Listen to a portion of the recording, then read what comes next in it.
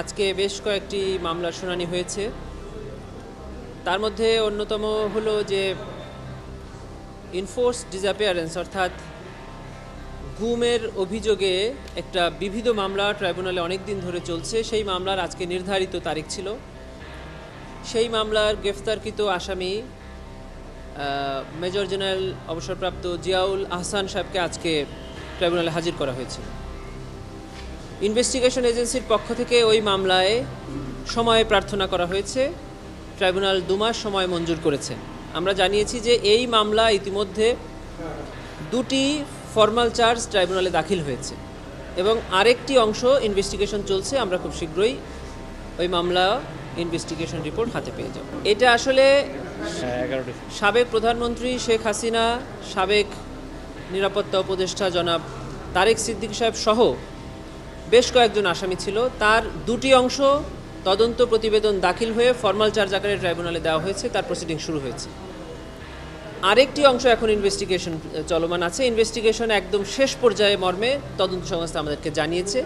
সেজন্য আমরা 2 মাস সময় চেয়েছি। ট্রাইব্যুনাল 2 মাস সময় মঞ্জুর করে আগামী ডিসেম্বরের 11 তারিখে দিন নির্ধারণ করেছে।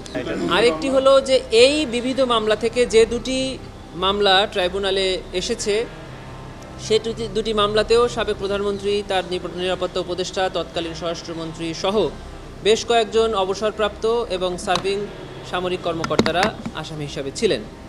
আপনারা জানেন যে ওনাদেরকে 2টি মামলায় এই ট্রাইব্যুনালে হাজির করা হয়েছিল। সেই মামলার পরবর্তী তারিখ নির্ধারণ করা হয়েছিল 20 নভেম্বর।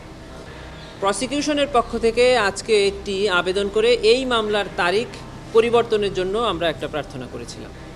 সেই আবেদন মঞ্জুর হয়ে আগামী নভেম্বর মাসের 23 তারিখে ও 2টি মামলার পরবর্তী তারিখ নির্ধারণ করা হয়েছে। অতএব ওনাদেরকে পরবর্তী তারিখ যেটা 20 নভেম্বর ছিল সেটা পরিবর্তিত হয়ে 23 নভেম্বরে পরিবর্তিত হয়েছে এবং স্থানান্তরিত হয়েছে। এটা আমরা প্রসিকিউশনের প্রিপারেশনের কারণে আমরা প্রসিকিউশনের পার্সোনাল ডিফিকাল্টিজ আছে মর্মে উল্লেখ করে এই আবেদনটি করেছিলাম। 3 দিন শিফট করেছি। যথাযথ প্রস্তুতি। জি।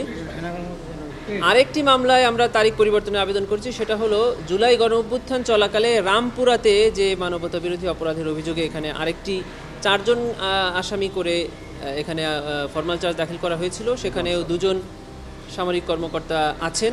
সেই মামলাটিও আমরা তারিখ পরিবর্তনের আবেদন করেছিলাম, সেটিও মঞ্জুর করে সেটির তারিখ ছিল 5 নভেম্বর, সেটিও পরিবর্তন করে 24 নভেম্বর করা হয়েছে। OBC টেলিভিশন নিউজ টাইম, সত্য প্রকাশে অঙ্গীকারবদ্ধ।